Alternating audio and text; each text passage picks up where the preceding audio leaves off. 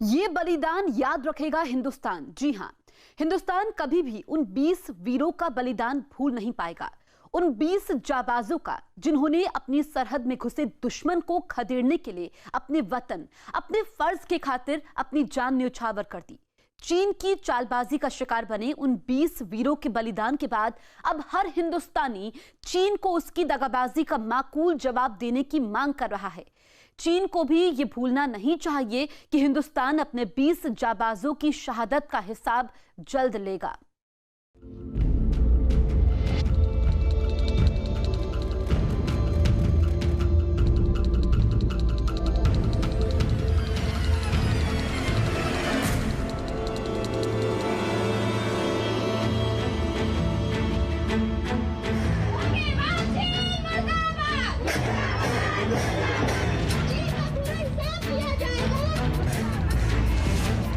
ये गुस्सा, ये आक्रोश, ये नारेबाजी चीन की उस दगाबाजी के खिलाफ जिसकी कीमत हमारे 20 जांबाजों ने अपनी जान देकर चुकाई है।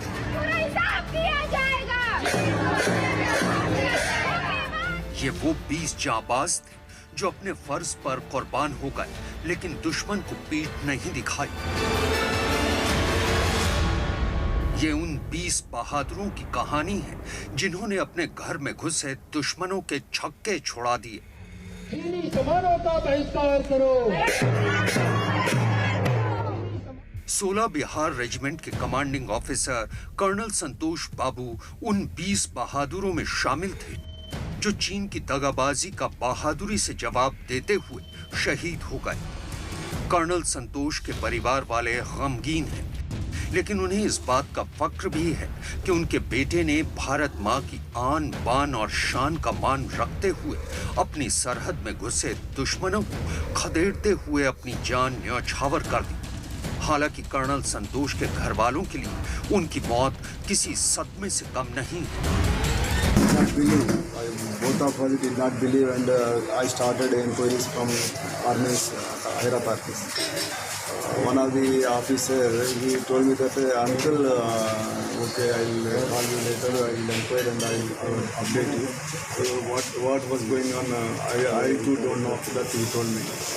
After half an hour, from 2:30 onwards till 4 o'clock, several higher officers of the army, they have contacted directly to my phone, and they have expressed their sorrow, and they confirmed. 15 जून की रात पश्चिम बंगाल के बीरभूम जिले के रहने वाले जवान राजेश ओरान भी शहीद हो गए।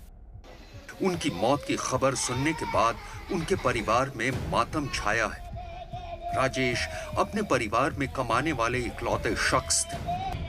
चीन के सैनिकों के साथ हुई खूनी झड़प में राजेश बुरी तरह से जख्मी हो गए थे और उन्हें अस्पताल में इलाज के लिए भर्ती कराया गया था, लेकिन उनकी मौत हो गई। বলেছিল যে বাড়ি গিয়ে আমার অনেক স্বপ্ন আছে, অনেক কাজ আছে, সেগুলো করব, আর ওর সাথে অনেক কিছু ঘুরতে যাওয়ার প্ল্যান ছিল আমাদের। তো কোথায় সেটা বলেনি, তবে ছিল আশেপাশে এদিকে ঘুরতে যাওয়ার প্ল্যান ছিল। আরও পিসির বাড়ি, মাসির বাড়ি যার সব ছিল, ওদের বাড়ি যাওয়ার কথা ছিল, বোনের বাড়ি যাওয়ার কথা ছিল। লাস্ট কবে বাড়িতে এসেছিল? লাস্ট এসেছিল বলতে আপনার 2019 এসেছিল, ওই অক্টোবর সেপ্টেম্বর মাসে। সেপ্টেম্বর মাসে লাস্ট এসেছিল। বাড়ি আসার কি কোনো প্ল্যান ছিল এখন? হ্যাঁ, এখন প্ল্যান ছিল, যেহেতু বলছিল যে আসবো, কিন্তু লকডাউনের জন্য আসতে পারেনি আর। साहिबगंज में शहीद कुंदन ओझा के गांव में मातम पसरा है। कुंदन भी शहीद होने वाले उन 20 जांबाजों में शामिल थे जो चीन की चालबाजी का शिकार हुए। कुंदन की शादी को 2 ही साल हुए थे और उनका 17 महीने का एक बेटा भी है। कुंदन के परिवार वालों का कहना है कि उन्हें गर्व है कि उनका बेटा देश के लिए शहीद हुआ है और अब वो चाहते हैं कि भारत चीन की इस चालबाजी का उसे माकूल जवाब दे। चीन के धोखे का शिकार हिमाचल प्रदेश के अंकुर ठाकुर भी बने। अंकुर की भी इस हिंसक झड़प में मौत हो गई। अंकुर महज 21 साल के थे। 15 जून की रात को भारत के 20 जांबाज चीन की चालबाजी का शिकार बने, लेकिन उनके प्रतिशोध की ज्वाला में अब हर हिंदुस्तानी जल रहा है। हर किसी के दिल में एक ही आरजू है कि चीन को उसकी कायरतापूर्ण चालबाजी का जवाब मिलना ही चाहिए। आलम यह है कि देश के कोने कोने में लोग अब चीन के खिलाफ विरोध प्रदर्शन कर रहे हैं। 15 जून को रची चीन की साजिश पूरी दुनिया के सामने बेनकाब हो चुकी है। दरअसल ये चीन के उस प्लान का हिस्सा है जिसकी आड़ में वो दुनिया का ध्यान भटकाकर दुनिया भर में कोरोना वायरस फैलाने की गुनाह को छिपाने की फिराक में है। लेकिन जिस तरह भारत के उन 20 जाबाजों ने उसे मुंहतोड़ जवाब दिया है, उसे देखकर अब चीन की बोलती बंद है। 按计划开始系统一体打击。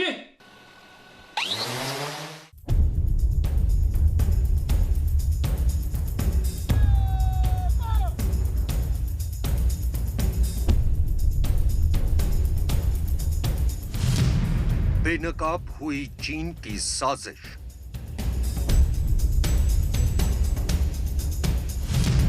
गलवान घाटी पर कब्जा करना चाहता है चीन।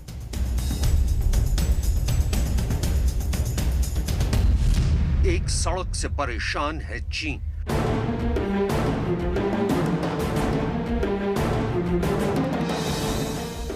सामने आया चीन का धोखा।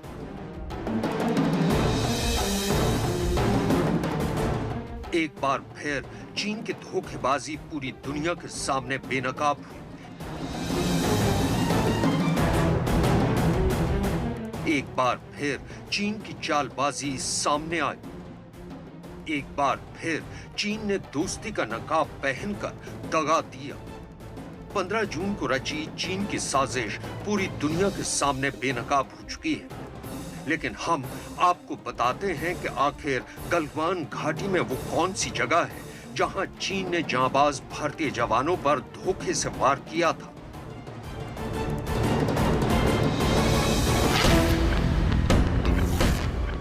गलवान घाटी लद्दाख और अक्साई चिन के बीच भारत चीन सीमा के नजदीक स्थित है। यहां पर LAC यानी line of actual control Aksai Chin को भारत से अलग करती है।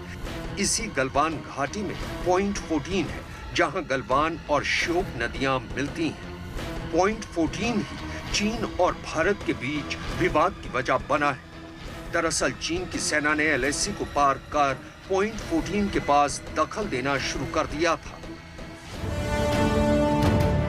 6 जून के बाद भारत और चीन के बीच इस मसले पर कई बार बात हुई। चीन सेना ने पीछे हटने की बात भी कही, लेकिन अपनी आदत से मजबूर चीन ने एक बार फिर धोखा दिया।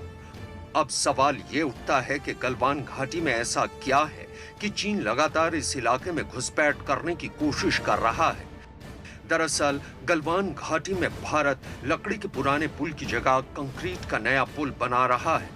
ये पुल भारत चीन के बीच LAC से 7 किलोमीटर के फासले पर है, जबकि चीन लद्दाख में ज्यादातर इलाके में LAC को नहीं मानता। यही वजह है कि भारत की ओर बनाए जा रहे कंक्रीट के पुल पर चीन को ऐतराज है। भारत चीन के ऐतराज के बाद भी इस इलाके में सड़क और पुल बनाने का काम जारी रखे हुए है। ये बात इतनी जल्दी तो भी सॉल्व होने वाली नहीं है, क्योंकि और गुंजलदार हो गई है। चाइना जो है वो गलवान वैली को भी जो है अपने कब्जे में लेने में उत्सुक है और ये नहीं चाहता कि वो इससे पीछे हटे, और जो वादे भी किए हुए हैं उनसे भी मुकर रहा है और हमारी टेरिटरी को ऑक्यूपाई किए हुए है, जिसको वो खाली करना उसका बहुत जरूरी है। लेकिन एक पुल ही नहीं बल्कि एक वजह और भी है जिससे चीन परेशान है। गलवान घाटी के मुहाने पर ही पेट्रोल पॉइंट 14 है। ये वो जगह है जहां भारत और चीन की सेनाएं एक दूसरे से मिलती हैं, बैठकें करती है। इस इलाके में गलवान नदी बहती है, जिसे सिंधु नदी का हिस्सा माना जाता है। लेकिन गलवान घाटी से होकर गुजरने वाली भारतीय सड़क चीन की आंखों में कांटे की तरह चुभ रही है। आपको मैप के जरिए दिखाते हैं कि गलवान घाटी में पुल के अलावा ये सड़क भारत के लिए कितनी अहम है और इस सड़क से चीन इतना खौफ क्यों खाता है। दरअसल लेह से दौलत बेग ओल्डी तक भारत की 323 किलोमीटर लंबी सड़क है जो गलवान घाटी से होकर गुजरती है। इसे DSDBO रोड कहा जाता है, जिससे भारतीय सेना अपनी पोस्ट तक आती जाती है। इसी सड़क के जरिए सियाचिन ग्लेशियर तक सेना को रसद भी भेजी जाती है। इस सड़क पर गलवान घाटी के पास ITBP की 2 पोस्ट भी हैं। लिहाजा इस सड़क को बाधित करने के लिए चीन ने गलवान में अपने सैनिकों की तादाद बढ़ाई। चीन ने गलवान में मौजूद विवाद के केंद्र तक साल 2016 में ही एक पक्की सड़क बना ली थी। इस पक्की सड़क के जरिए चीन हथियार और सैनिकों को यहां भेजता रहा। इसके अलावा चीन ने गलवान नदी की घाटी में छोटी छोटी चौकियां भी बना ली।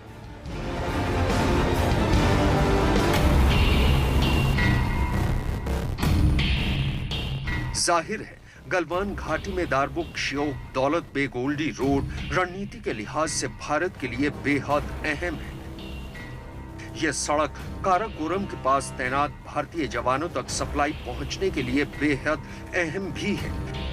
चीन भी इस सड़क की अहमियत को समझता है, लिहाजा वो हर मुमकिन कोशिश कर रहा है कि वो भारत की बनाई इस सड़क को रोक सके। लेकिन चीन की इस चाल को भारत कभी कामयाब नहीं होने देगा। भारत आज भी इस इलाके में पक्के पुल बनाने के साथ साथ सड़क निर्माण का काम जारी रखे हुए है। हिंदुस्तान का वर्चस्व और हिंदुस्तान की जो साख है पूरी दुनिया में, जिस प्रकार से वो बढ़ रही है, जिस प्रकार से G7 में शामिल होने का न्योता मिलता है, जिस प्रकार से दुनिया हिंदुस्तान में इन्वेस्टमेंट करने के लिए आतुर है कोविड-19 के हालातों की वजह से, तो मेरे ख्याल से ये सब चीजों की चलते चीनी बौखला गए हैं। चीन वक्त वक्त पर सीमा पर कोई ना कोई बखेड़ा जरूर खड़ा करता है। 2017 में डोकलाम में हुआ विवाद चीन की करतूत की एक मिसाल है, लेकिन इस बार चीन ने जो किया है वो शर्मनाक है और उसकी दगाबाजी की पोल पूरी दुनिया के सामने खुल चुकी है।